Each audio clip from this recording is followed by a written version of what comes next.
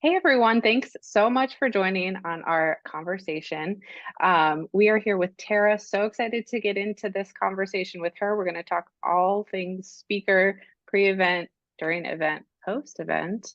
And so thank you so much for being here, Tara. Yay, thanks for Um, having me.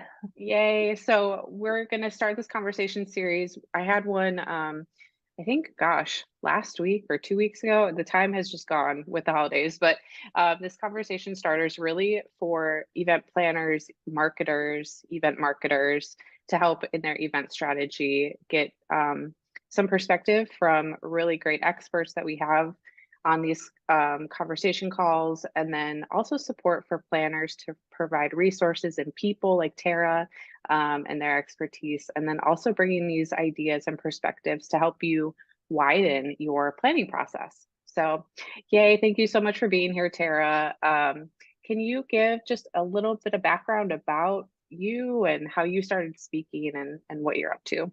Sure. Okay.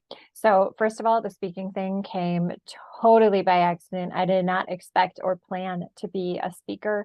I started my business focusing on marketing, but I found the local chamber of commerce, the local community ed, they came to me and said, "Hey, could you teach us about how to do like Facebook for business or those kind of topics that were really popular Mhm. back then."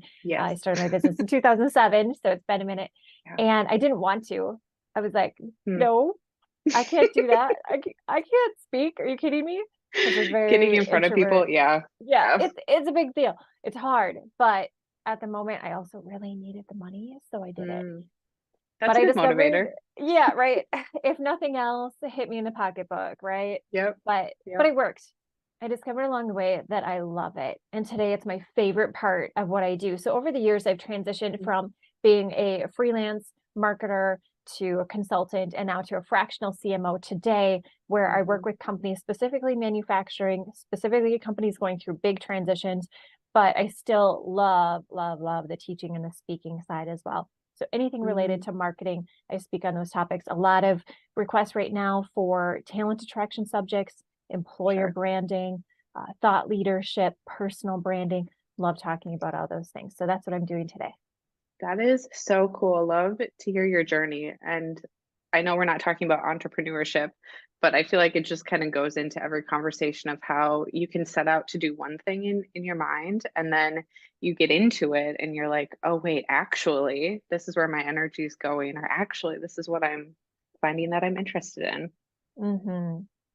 And pushing yourself outside of the box and getting uncomfortable and speaking. So, Yeah. Yeah. You never love know what you're hearing going to that. love until you try new things.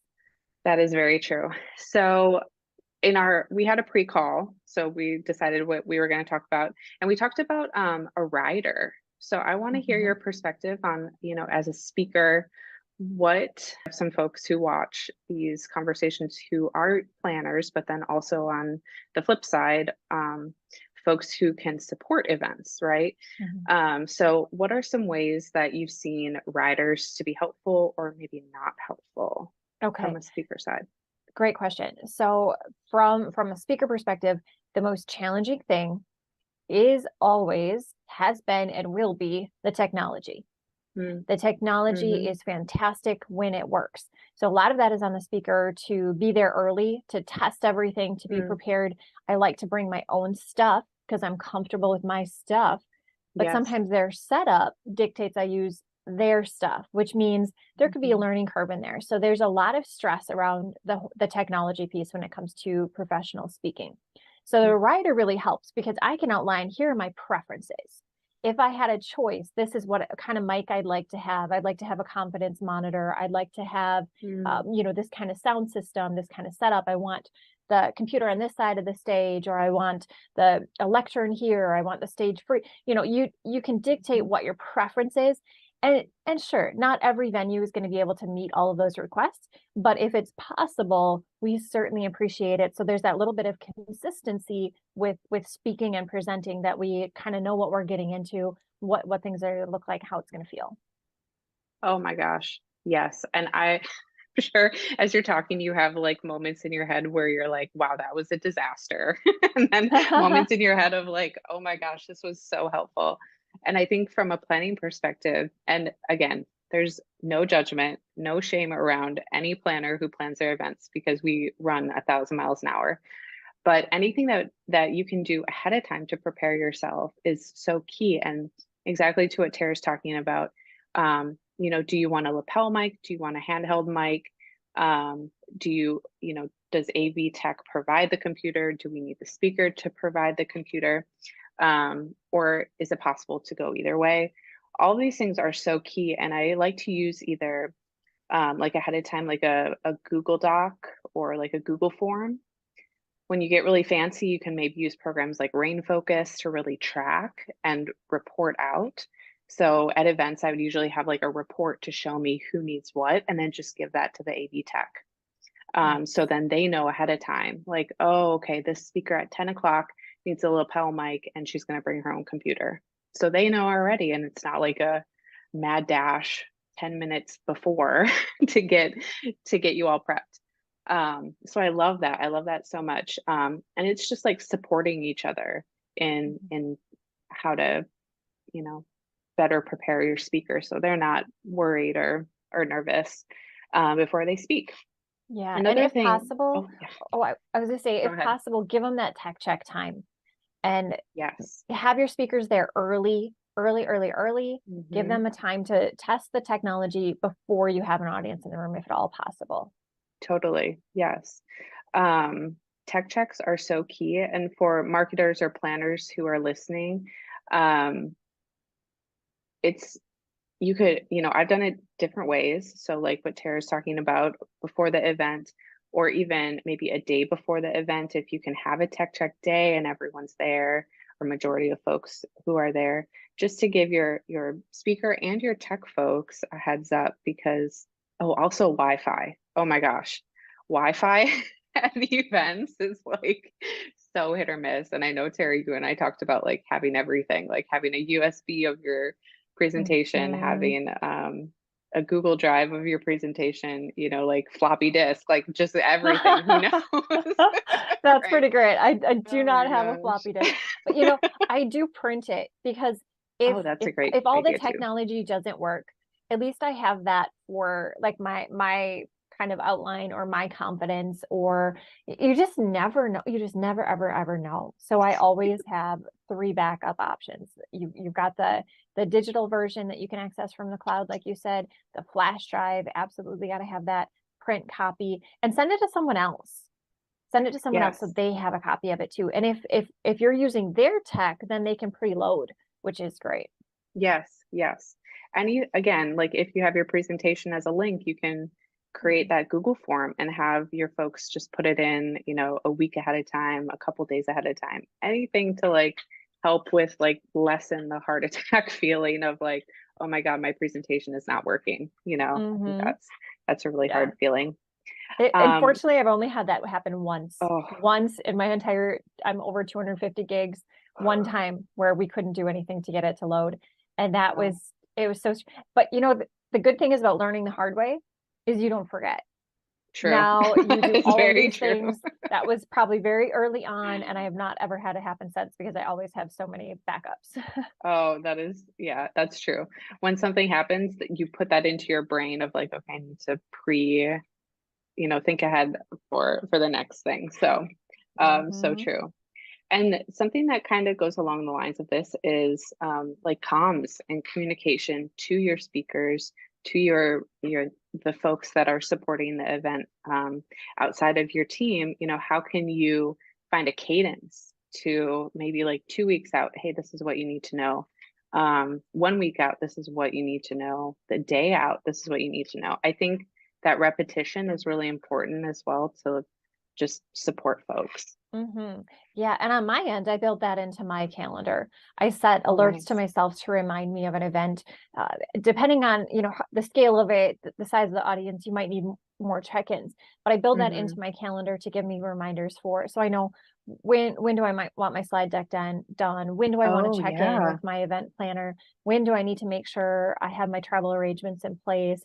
I have that Mhm. all triggered on my calendar, so hopefully nothing slips through the cracks. But if the event planner does it on their end too, then we're going to make sure that nothing is missed from either perspective.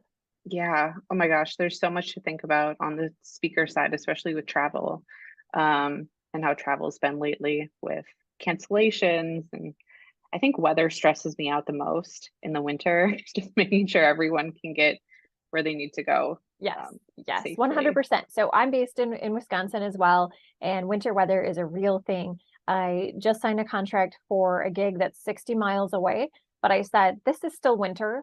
I will be there Hmm. the night before Oh, that's because smart. I don't want Yeah. to be stressed out. I don't want to worry about driving on the highway in the winter. I just want to make sure that I am there. And the other nice thing too is it's less stress. Then when I do get on and I'm ready to go first thing in the morning, I'm not running in crazy because the roads were stressful and I'm white knuckled all the Right. way there. Like just take some of that stress out, just be there early. Oh my gosh. Yeah. It's like you need a meditation, just to get yourself rebalanced. Oh my gosh. And yeah, that's smart too. From the planning side, is there a way that, as a marketer or planner, you can offer these options to your speakers and lessen that stress and that burden, if you know something's coming up? Um, oh, such a good conversation. I think there's so much to be learned on both sides, about like how to prepare on both on from the Right. speaker side and the planning side. Absolutely. I was so grateful for the conversation too because we know how to do our thing, but we don't know what the Mm. other person has to do. We don't know the steps in their process. So I was just really excited to have this conversation for Hmm. that reason too, because to us, the things that we do every day that seem so intuitive just don't to someone who isn't in there doing the same thing. So it's really nice Oh, to talk through both of our processes. so true. And I one last thought on this.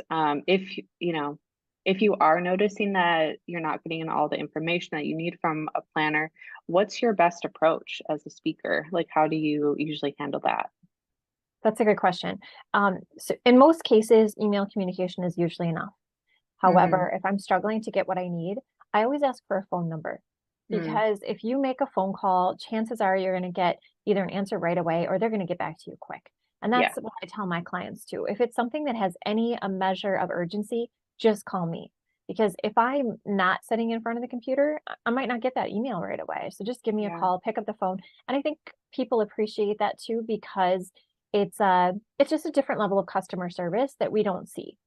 Yeah. Anytime someone is willing to pick up the phone, it just elevates them. And that's something I've been working on too, is just trying to check in with my event planners more often to give Hmm. them the reassurance. And that having the phone number is a great way to do that because then I can check in the night before. I can say, just so you know, just got into town. I'm here. I'm ready for tomorrow. Yeah. Because they're just counting on that I'm going to be there. I'm going to show up and I'm going to do what I said. But how reassuring it is to tell them, yeah, I'm here. And I think that the reverse is true as well. I want to make sure they have my number and know that Hmm. if it's important, they can call or text me. If they have a question, need to get a hold of me, just to be available. Yeah, I love that. I'm I don't know if it's like as technology advances, I honestly don't think about the phone. Mhm. There's just so many other ways to get a hold of folks, but that's so true. Tried and true. If you need Yeah. me, call me. Because if Yep. I see a number come through, I'm gonna be like, oh, yes, okay. If they need me, they'll leave a message and then I'll call them back. Yeah. But it's just another level of communication. Yep. Back to the basics. Yep, Absolutely. that's great. So after the event happens, right? Like we do all this work to prepare. We have the event, it goes great. After the event, as a speaker, what are you hoping to gain after the event? I know we talked a little bit about recordings and Mhm. how you can kind of support the event after the event. But what works best for you as a speaker? Yeah. So another thing I'm working on for the new year is really defining my own follow-up process. So there's some things that I do right away. I love to collect audience feedback in the moment at the event, and then I want to be able to share that with my Oh yeah, that's yes. cool. Yeah. Cool. So Yeah. I use a tech tool for that that makes it really easy to capture that, but also to share it with the event planners. Because what's interesting is, and you know this too, the person who hired me might not always even be in that room. Oh, So that is true. I want to share with them. I want Mhm. them to get the feedback. I want them to know what kind of impact my presentation had, and I want that.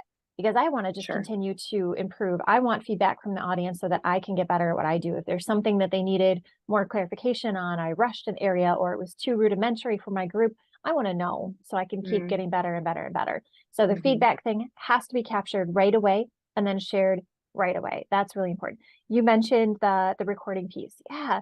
In order for me to promote myself and what I do, pictures and video are really helpful. Not many Right. people are going to hire a speaker without having at least seen them virtually, if not in person. So if an event organizer is willing to share that, that provides a huge value to me. And actually, Jess, do you know what I do? This is kind of a secret.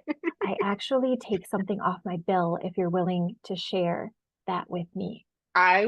Okay, this is gonna be my next point is Mhm. the incentive that you do because I want other people to know about this. Yes. I think it's genius. So Yeah. please, if you're willing, please share more about what you do. I am willing to share. So I got this from another speaker. She said I could share it as well. So what Okay. she did is she has what she calls a negotiation menu. I call it my make it work menu. Mm, You know, I mhm, have such a soft spot for nonprofit organizations and other organizations who, for whatever reason, just can't reach my budget. If if I want to speak there, if I want to be in front of that audience, I will find a way to make it work. There are other things that people can do if they can't hit my fee rate. My fee structure is just inaccessible to them. There are other things they can do that provide tangible value to me. So I can mhm, negotiate with them, and things like pictures and video, because they're so valuable, I can take something off of my speaker fees for those pictures and videos. If they can introduce me to someone else who they know organizes events, I can give them a referral credit for that. mhm. So think about ways that you can provide value outside of monetary value. Another thing that works really well is I also have books. There are some organizations that the way their budget is structured, they can only pay speakers X number of Mm, dollars, but they might be able to mhm. buy physical products. So sometimes we can work out something Oh, that way. cool. You Yeah. buy X number of books and I can speak for less. You know, Mm, we can work together to hit what the budget needs are. And if it's and honestly, if it's still really not accessible, I take a lot of pride in having a strong network of connections, including lots of other speakers. And I know some who are yeah. less established, or or perhaps that audience is a better target client for them, so they'd have more incentive to speak. I want to be able, if I can't be the source, I want to be a resource. So there's a lot of ways we can work together. I feel like just it's always just worth having a conversation to see if it's going to be a good fit, but it does have to be mutually beneficial. So Sure. we'll work together, the source or resource. Either way, we're going to figure out how to make this event a success. I absolutely love that idea. When you brought it up, I think we were just having a conversation and you brought up that you did it. I was like, "Whoa, stop, like, hold the phone. What is Hmm. this?" It's just such a great way to show that you're in this, right? Hmm. Like, you're willing to make it happen and willing to make it work. Um, and so, like, if there's a photographer on site and you get photos snapped of you on stage, that's a huge value. And Hmm. so you're like giving back to your that organization, and Right. saying, "Hey, I'm willing to not discount, but like work off a Yeah. certain amount Hmm. if I get those Hmm. images or recordings." I absolutely love that. It's such a mutually beneficial way to support. Yes. Yes, we got to work together. Ah, And cool. then it helps the good to rise to the top, which is also really important to Yes. me. Hmm. Anytime I meet with event planner, I ask them a question. Do you need any other speakers? What Right. topics are you looking for? What topics does your audience? Because again, I'll look through that network and see who else I know who would be good. And a lot of organizers appreciate a solid referral. I'm not gonna recommend a speaker who I know isn't gonna deliver. I'm only gonna Right. recommend the people who are the best fit for that audience. And that's a question that uh, uh, event organizers are really surprised when I say that. Like, who Mm-hmm. else do you need? Who else are you looking for? And Hmm. they're like, oh, we've never been asked that before. Well, what a great question It's for a speakers great and question. for organizers. If you're an organizer, ask your speakers. They know other speakers. Who else do you Mm, know who's good, who can cover this topic? I need someone for this topic. And they probably have a connection that they can refer mhm. you to. I love that, Tara, and it just shows, like, your collaborative, um, or like not everyone's willing to raise their hand and say, hey, I know another person, because there's a lot of competition. There's a lot, Mhm. I'm sure you feel There, that, yeah. But I but truly, putting that truly aside. believe, yeah, there's Mhm. enough room for everyone. There's Yeah. enough room for all the good. And if Mhm. someone in our audience personally struggles with that, read Adam Grant's Give and Take. It's a good Mm, reminder of why it's good to give in business. We tend to think it's going to hurt us. Oh, there are yeah. competition. Nah, Yep. there's enough room. Um, when I think of the topics that I cover marketing topics. I met with John Jantsch, the author of Duct Tape Marketing, just recently. So he's a marketing speaker and marketing author. It looks like we're Hmm. doing the same thing, but when we ask each other the question, what are your favorite topics? They're entirely different, entirely different. So if there's a Right. marketing focused event and we both can provide a different perspective, a different value to our audiences, of course we're going to Mhm. recommend each other. Yeah, Yeah. that's beautiful. But that doesn't always happen. So I want to really call out how collaborative you are and how supportive you are of other folks who are in your industry or like in your speaking niche, that you're like, well, I have this other person. And I think that's such a beautiful way also to show that you're invested in an event, because yeah, I haven't had any speakers ever say, hey, do you need another speaker? I think it's like, hey, do you need me to speak at another event? Right? It's very self affirming questions. But I'm also from the Midwest. I'm from Wisconsin. I don't, it's like that Midwestern feel. It's like we're in this together. What can we do to help? So Yeah, I feel I that. think there's value in that. There's definitely a work ethic that's very that we're known for in our area. We've got that kind of work Hmm. ethic, but it's just the right thing. It's just the right Yeah. thing to do. Yep. Yeah. Yep. That's so true. Oh my gosh. Okay. Well, thank you so much for chatting. How can people reach out to you or find you if they have questions or they need a speaker? Thanks, Jess. This was so much fun. So Yeah. if you want to follow what I'm up to, a great place is on LinkedIn. I try to stay really active on there. Yep. And my website is like my name, terralfletcher.com. And it's Terra spelled like terracotta, Terra, L as in Louise, terralfletcher.com. And that's where they can find me. Great. And we'll post that in the comments. Make sure to like, share, post, tell us all the things. But I'll be live next week talking with you all. It's just going to be me. But we're going to talk about how you can build your own personal leadership style as an event and marketing professional. So thanks so much, Tara. And have a great day, everybody. Thanks for joining. Thank you.